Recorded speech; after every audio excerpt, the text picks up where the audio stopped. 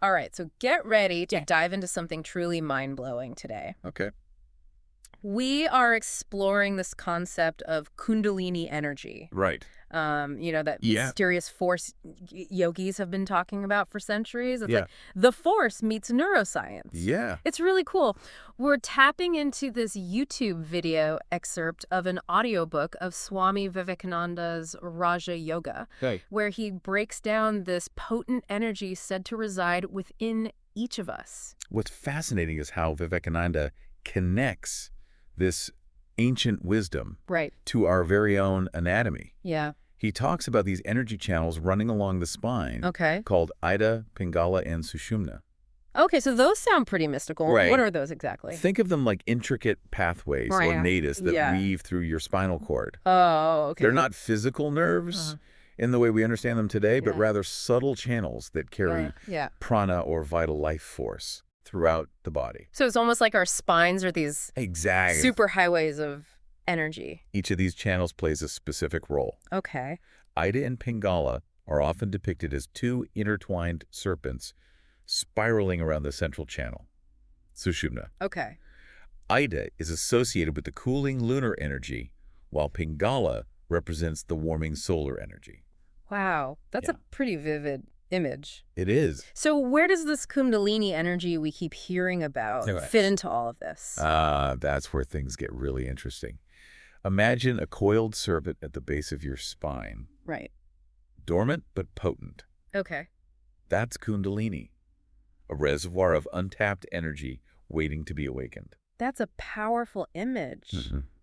Some people might be thinking, okay, this all sounds very mystical. Sure. Is there any scientific basis for this energy stuff? That's a great question. Yeah. While science is still catching up, Uh-huh. there are some intriguing connections to modern physiology. Okay. Think about the role of the spinal cord in our nervous system. Yeah. It's the central pathway for transmitting sensory and motor signals throughout the body, Right. much like these energy channels Yeah. described in yogic texts. So it's like, Why? even though scientists don't call it prana, Yeah. they're recognizing the crucial role our spine plays Yeah. in how our body functions. Exactly. Okay. And here's where it gets even cooler. Yeah. According to yogis, Right. when this Kundalini energy is awakened, Mm-hmm. it travels up the Sushumna, Okay. that central channel. Right. As it rises, Yeah. it's said to activate different energy centers Okay. or chakras, Ah. unlocking levels of consciousness Yeah. and potential within us. Well, okay, hold on a second. Yeah. Chakras, those are those swirling energy vortexes you see in those Mm. new agey diagrams, right? But they're more than just pretty pictures. Okay. Yogis describe chakras as swirling energy centers located along the spine, each associated with specific aspects Uh-huh. of our physical, emotional, and spiritual being. So if Kundalini is rising and activating these chakras, Yeah. what's actually happening? Think of it like this. Okay. Imagine each chakra Yeah. as a mini power station. Good. As Kundalini rises, Yeah. it's like flipping a switch, Okay. igniting these energy centers Mm. and boosting their vibrational frequency. Uh-huh. It's like you're upgrading your entire energy system. So is this what people mean Exactly. when they talk about Yeah. raising their vibration? And as each chakra gets activated, Okay.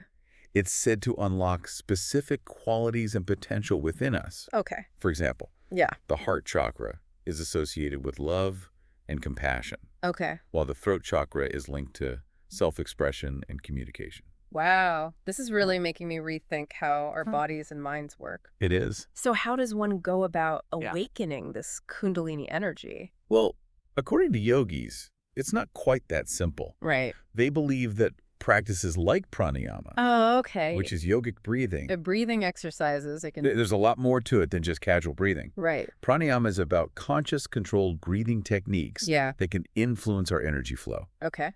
And interestingly, Yeah. modern science is starting to support this idea. Okay. We now know that rhythmic breathing can actually influence our nervous system, Hmm. bringing balance to the body and creating a sort of electrical force. So it's like controlled breathing Exactly. can actually charge up our internal battery. Yogis have been saying this for centuries. And now with our understanding of how breath affects our physiology and energy, Yeah. we can see the connection. It's really cool. It's fascinating how ancient wisdom and modern science Yeah. seem to be converging on this point. Okay, so I'm starting to get how breathing might play a part in activating Kundalini, Mm-hmm. but Vivekananda also talks about breaking free. Okay. From the wires Right. of our nervous system. Yeah. What did he mean by that? Think about how wireless technology replaced physical wires. Okay. Yogis suggest we can potentially transcend the limitations of our physical nervous system by directing energy through the Sushumna. So we're not bound by our physical wiring. Precisely. It's like tapping into a Yeah. higher level of functioning. And Vivekananda goes even deeper by talking about the Muladhara chakra located at the base of the spine. Right. It's described as a storage center for residual sensations. Residual sensations? What are those? Imagine these as subtle echoes of past experiences. Okay. Physical, Yeah. emotional, energetic, Okay. stored within your energy field. Okay. When Kundalini is awakened, Right. it's like these sensations are amplified, Yeah. creating powerful reactions that can completely shift your perception. Okay, so we're talking about more than just memories here. Exactly. Like actual shifts in how we experience the world. You could compare it to dreams, where these stored impressions are activated in our subconscious. Right. But when Kundalini awakens, Yeah. these sensations and reactions can become much more vivid and powerful, revealing hidden layers of reality. So dreams are like a watered-down version Kind of, yeah. of what Kundalini awakening can offer. Right. That's pretty mind-blowing. It is. But how does all this lead to enlightenment? Well, as the Kundalini rises through the Sushumna, activating different chakras along the way, Right. it's like a journey inwards, uncovering hidden dimensions of yourself and the universe. Okay. Think of it like a video game, Okay. where you level up as you progress. I like that analogy. Yeah. Each chakra activation unlocks a new level of understanding and awareness. Exactly. Okay. And when Kundalini reaches the highest chakra, Yeah. the Sahasrara, located in the brain, Right. it's said to lead to a state of superconscious perception, Uh-huh. a direct experience of the self, which is the ultimate goal of many yogic practices. So it's like a step-by-step process of awakening, Mhm. revealing deeper truths about ourselves and the universe with each step. Yeah. But what about those of us who aren't necessarily Right. seeking full-blown enlightenment? Yeah. Can we still experience glimpses of Absolutely. this Kundalini energy? Think about those moments of intense focus, deep connection, or sudden bursts of creativity. Okay. Yogis believe those are all subtle expressions Mm-hmm. of Kundalini trying to make itself known. Okay. And practices like meditation Right. and focused intention Yeah. can help cultivate Okay. this energy within us. That's really inspiring. It Yeah. makes you wonder what we're all capable of if we could tap into this Yeah. incredible source of power within. Yeah. But what about the dangers? Yeah, that's an important point. People sometimes associate with Kundalini awakening. I've heard some pretty intense stories. While Kundalini energy is incredibly powerful Yeah. and transformative, Right. it's also important to approach it with respect Right. and guidance. Yeah. The yogis emphasize a gradual awakening process Right. Yeah. to avoid any potential imbalances. So it's not about forcing this energy to rise, Exactly. but more about creating Yeah. the right conditions Mm. for a safe and harmonious awakening. It's like building a house. Right. You need a strong foundation before you start adding floors. Okay. Remember, we can delve into those aspects in the next part of our Oh, deep dive. yes, let's definitely do that. Okay, I'm already feeling energized just thinking about all of this. I hear you.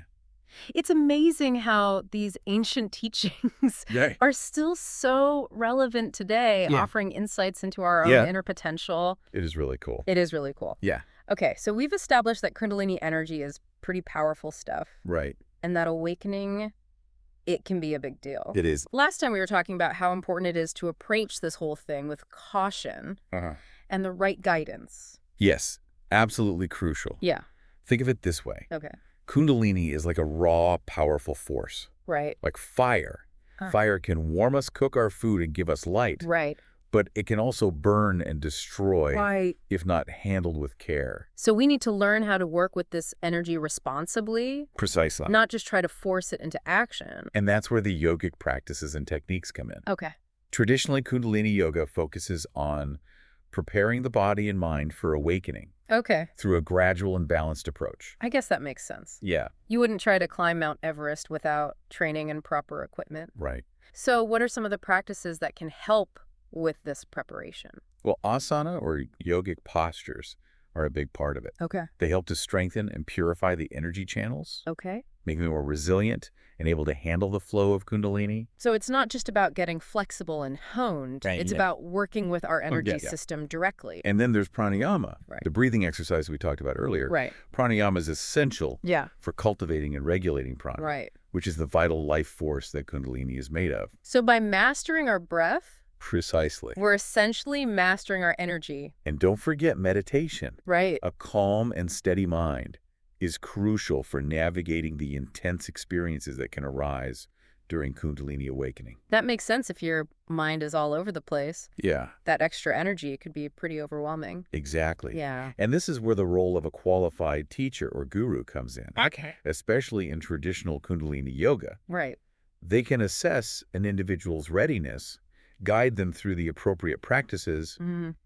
and provide support along the way. Okay, so it's not something you should try to do on your own Right. just by reading a book or watching YouTube videos. You need someone with experience to help you through the process. Yeah, But what about those who don't necessarily follow the yogic tradition? that's a fascinating question. Yeah. And the answer is likely yes. Okay. Kundalini is often talked about in the context of yoga. Yeah. But remember, it's essentially a universal energy that exists within all of us. Right. It's not limited to any particular belief system or practice. Okay. Think of it like gravity. Right. It affects us all, regardless of whether we understand it or believe in it. Okay, so it's like a Yeah. fundamental force of nature. It is. That's pretty mind-blowing. And there have been reports of people experiencing spontaneous Kundalini awakenings Okay. through various means, Okay. such as intense emotional experiences, near-death experiences, or even during deep states of meditation or prayer. So it's like this energy can be triggered by different catalysts, Yeah. even if you're not actively pursuing it Yeah. through specific practices. Yeah. And while spontaneous awakenings can be powerful and transformative, Right. they can also be quite challenging if the person isn't prepared.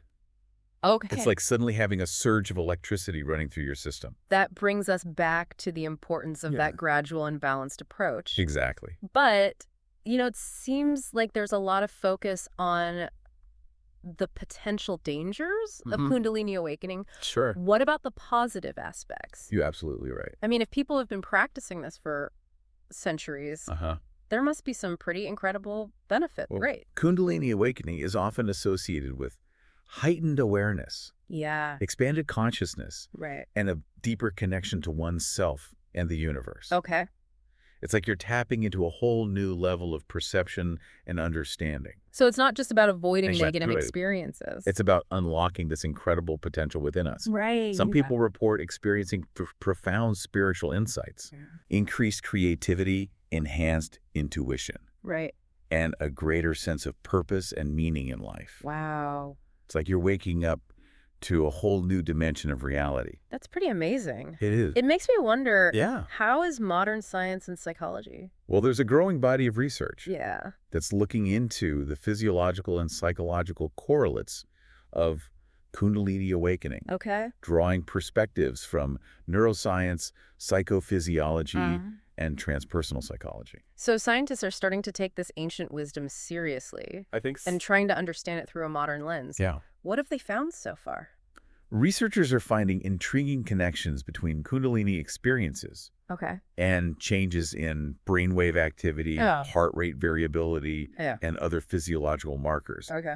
This suggests that Kundalini is not just a mystical concept. Right. It has a real measurable impact on the body. So it's like science is validating what the yogis have been saying all along. And on the psychological front, Right. researchers are exploring the subjective experiences Uh-huh. of individuals who have undergone Kundalini awakenings. Okay. They're finding that many of the reported experiences align with the descriptions found in yogic texts. That's fascinating. It is. It's like we're finally bridging the gap I think you're right. between ancient wisdom Yeah. and modern science. And as we delve deeper into this research, Right. we're likely to gain even more insights into Kundalini and its potential for human transformation.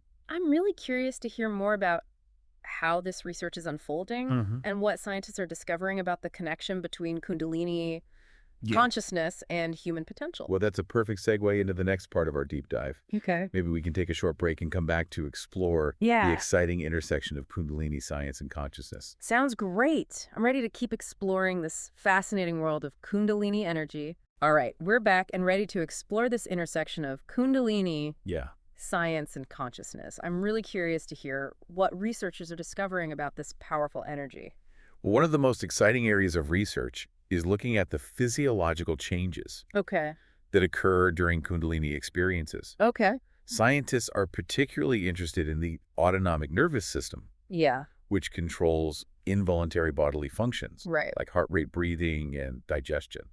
So are they finding that Kundalini actually affects these? You might be surprised. Uh-huh. There are studies showing some pretty fascinating correlations. Okay. For example, during Kundalini experiences, individuals may exhibit unusual patterns Mm-hmm. of brainwave activity, Okay. altered heart rate variability, Mm-hmm. and even changes in skin conductance, Okay. which is a measure of sweat gland activity. Wow, so there are actual measurable physiological shifts happening during Absolutely. these states. It's not just all subjective. So it's not just all in their head. Right. Yeah, okay, cool.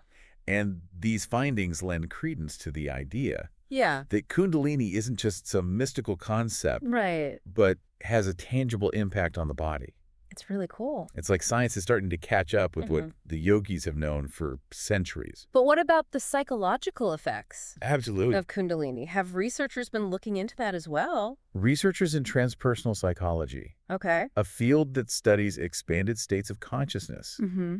have been exploring the subjective experiences Okay. of individuals who have had Kundalini awakenings. I'm imagining they're hearing some pretty wild stories. Many of the reported experiences Yeah. align with the descriptions we find in those ancient yogic texts. Yeah, okay. People often talk about feelings of heightened awareness, Okay. expanded perception, a sense of interconnectedness with everything, Uh-huh. and even experiences of transcendence. So it's like science is starting to validate It really is. some of these ancient claims. While science uses its own language and methods, Right. it's fascinating to see this convergence between the subjective experiences reported by practitioners Right. and the objective data being gathered through research. I remember reading somewhere that Kundalini is sometimes associated with bursts of creativity and insight. There's definitely anecdotal evidence Okay. from artists, musicians, and writers who attribute their creative breakthroughs to Kundalini awakenings. Right. They describe this feeling of tapping into a wellspring of inspiration and intuition. So it's like this energy unlocks Yeah. a higher level of creativity. I can see how that would be appealing Yeah. to artists and innovators. And some researchers believe that Kundalini might actually stimulate Okay. areas of the brain associated with creativity, imagination, and insight, Okay. leading to enhanced cognitive abilities and greater self-expression. That's pretty incredible if that's true. It is. It makes you wonder what we could all achieve Yeah. if we were able to tap into that kind of creative potential. It's a tantalizing possibility, isn't it? Yeah. That's why the study of Kundalini is so important. Yeah. It not only offers insights into the nature of consciousness, Mm-hmm. but also holds the potential to unlock human capabilities that Right. we might not even be aware of. This has been a truly fascinating deep dive. Yeah, it is. We've covered so much ground, Yeah, and I feel like I have a much deeper understanding of Kundalini energy now. I hear you. But before we wrap up, I'd love to hear your thoughts on what someone should do if they're curious about exploring Kundalini, Sure. but feel a bit intimidated or unsure where to start. That's a great question. Yeah. First and foremost, I'd say approach it with respect Okay. and a healthy dose of curiosity. Okay. Remember, Kundalini is a powerful energy, Yeah. and it's essential to honor its potential. So don't just jump into it Exactly. without doing your homework. Start by educating yourself about Kundalini. Okay. Read books, articles, explore online communities, Yeah. and really get a sense of what it's all about. What about practices? Are there specific things someone can do? If you're drawn to yogic practices, Yeah. I highly recommend finding a qualified and experienced teacher who can guide you. So having a mentor is key. It can be incredibly helpful, Right. Yeah. especially in the beginning. Okay. But there are also other modalities that can help prepare your body and mind, Oh. such as mindfulness, meditation, energy healing, or somatic practices. So there are various paths one can take. Exactly. Okay. And remember, this is a personal journey. Right. Listen to your inner guidance, find what resonates with you, Right. and proceed with a balanced and mindful approach. That's wonderful advice. Thank you. Well, I think we've covered just about everything in this deep dive. I think so too. And I'm feeling truly inspired. Good. And for our listeners, if you're intrigued by Kundalini, this is just the beginning. It is. Keep exploring. Keep learning. Keep learning and keep diving deep. Who knows what you might discover within yourself. That's all for this episode of The Deep Dive. Great. Until next time, keep seeking, keep questioning, Yes. and keep that curiosity alive.